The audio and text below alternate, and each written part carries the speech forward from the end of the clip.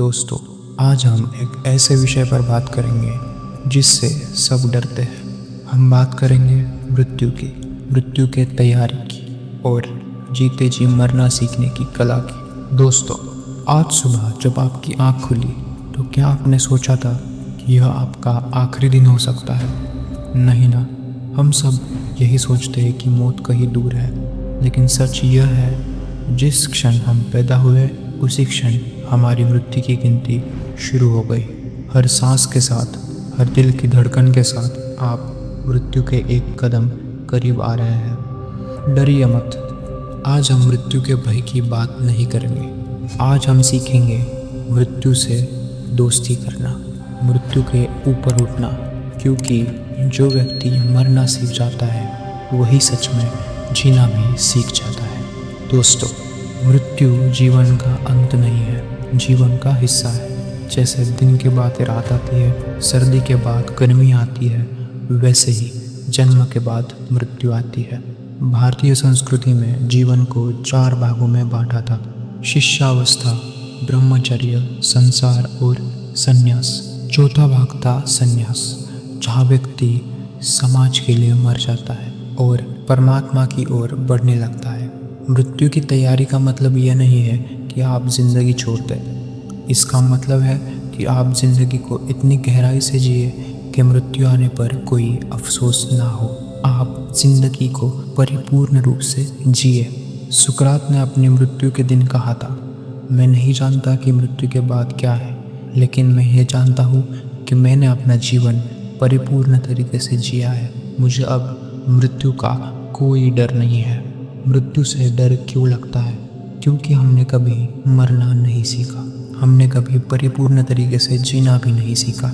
जब तक हम मौत से डरते रहेंगे, हम जीवन को उसकी परिपूर्णता में नहीं जी सकते। हमारा डर रहता है अज्ञात का। हम नहीं जानते कि मृत्यु के बाद क्या होता है। लेकिन सोचिए, जन्म से पहले भी तो हमें नहीं पता था कि ज़िंदगी कैसी होगी, फिर भी हम जिंदगी जी रहे हैं। तो हमें मृत्यु को अनुभव करना पड़ेगा, और मृत्यु का अनुभव करने का सबसे उत्तम उपाय है ध्यान करना। ध्यान मतलब मृत्यु का अनुभव होता है। हमारा दूसरा डर होता है अधूरे इच्छाओं का, क्योंकि हमने ज़िंदगी को पूरी तरह से नहीं जिया होता।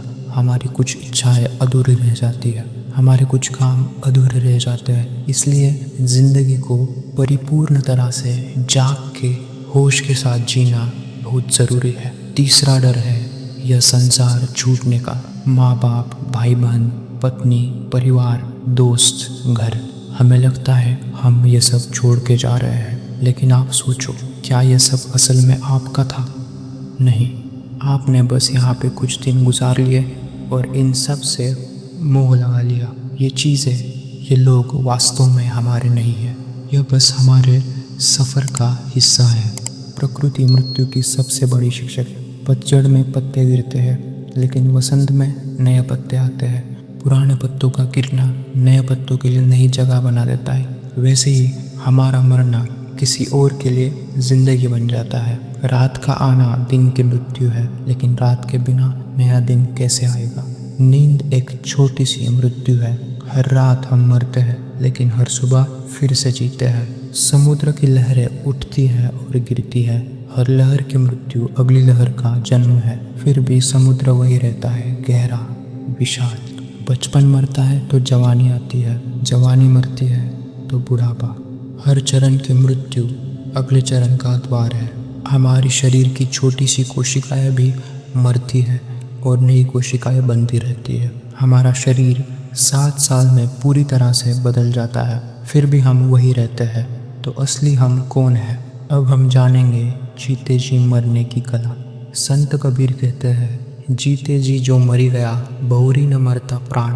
जो व्यक्ति जिंदा रहते हुए मर जाता है, उसे फिर मृत्यु का डर नहीं रहता। जीते जी मरने का मतलब क्या है? इसका मतलब है अहंकार को मारना, मैं का भाव छोड़ देना, अपने आप को इतना छोटा समझना कि मृत्यु भी बड़ी न लगे। हर रात सोते समय यह सोचिए कि यह आपका आखिरी दिन था। क्या आप संतुष्ट हैं? क्या कोई काम अधूरा रह गया? क्या आपको ज़िंदगी जैसी जीनी थी वैसे आपने जी ली? ये सब पूछिए। और ज़िंदगी को परिपूर्ण तरह से जीने की कोशिश कीजिए। हर सुबह उठकर सोचिए कि आपको नया जन्म मिला है। कल का व्यक्ति मर गया, आज एक नया व्यक्ति जन्मा है। आज आप कौन बनना चाहते हैं? लोगों के प्रति अपना लगाव कम करिए। जो आज आपका है कल किसी और का होगा और परसों किसी और का। आप केवल यहाँ पे अनुभव लेने आए हैं। हम यहाँ पे किसी भी चीज़ के मालिक नहीं हैं। हमें इस बात का सदैव स्मरण रखना चाहिए कि एक दिन हम इस संसार से विदा लेंगे और इसके लिए हमें हर वक्त तैयार रहना चाहिए। सबसे पहले अपने रिश्तों से लगाव थोड़ा कम कीजिए। जानिए कि हर कोई यहाँ पे बस अपना रोल निभा रहा है, बस एक्टिंग कर रहा है। किसी से कोई शिकायत हो तो माफ़ कर दीजिए, किसी का दिल दुखाया हो तो माफ़ी मांग लीजिए। मृत्यु के समय दिल में कोई भी मैल ना हो। मृत्यु के बाद का जीवन कैसे होता है यह कोई नहीं जानता। मृत्यु के बाद वास्तव में क्या होता है यह भी नहीं जानता। इसको बस अनुभव किया जा सकता है और वह अनुभव आपको कोई दूसरा नहीं देगा। इसका अनुभव आपको खुद ही करना पड़ेगा और इसके लिए ध्यान करना अत्यावश्यक है। ध्यान करना मतलब मृत्यु को जागते हुए देखना होता है। हम ध्यान कर रहे हैं मतलब हम मृत्यु से लड़ नहीं रहे हैं, हम उसको स्वीकार कर रहे हैं, क्योंकि यह जीवन का एक पड़ाव है जो अपरिहार्य है। तो उसका विरोध क्यों? मृत्यु की स्वीकृति का मतलब हार मानना नहीं है। स्वीकृति का मतलब है वास्तविकता को समझना। गर्भ में बच्चा 9 महीने रहने के बाद बाहर आने से डरता होगा। उसे लगता होगा कि वह मर जाएगा, लेकिन वह मरता नहीं, एक नई दुनिया में जन्म लेता है। शायद मृत्यु के बाद भी ऐसा ही हो, एक संकीर्ण दुनिया से एक विस्तृत दुनिया में जाना। मृत्यु को शत्रु न मानिए, उसको अपना मित्र मानिए। वह आपको दुनिया की मोह माया से मुक्त करने आया है। अच्छी मृत्यु वही है जिसमें डर ना हो, शांति हो, पछतावा ना हो, संतुष्टि हो, अकेलापन ना हो, प्रेम हो, दर्द ना हो, सुकून हो, अंधकार ना हो, प्रकाश हो। अच्छी मृत्यु के लिए ज़िंदगी परिपूर्ण होनी चाहिए। हमने ज़िंदगी का हर पहलू देखा होना चाहिए, तभी हम मौत को परिपूर्ण तरीके से स्वीकार कर सकते हैं, उसको परिपूर्ण तरीके से आलिंगन दे सकते हैं। बुद्ध ने अपने मृत्यु की घोषणा पहले ही कर दी थी। उन्होंने शांति से मुस्कुराते हुए देह त्याग की। यह उनकी तपश्चर्या का फल था।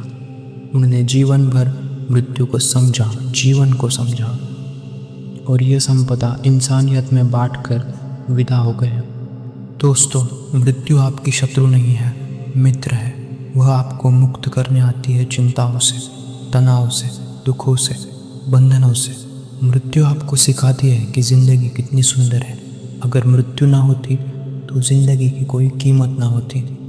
मृत्यु आपको बताती है कि आप अकेले नहीं हैं।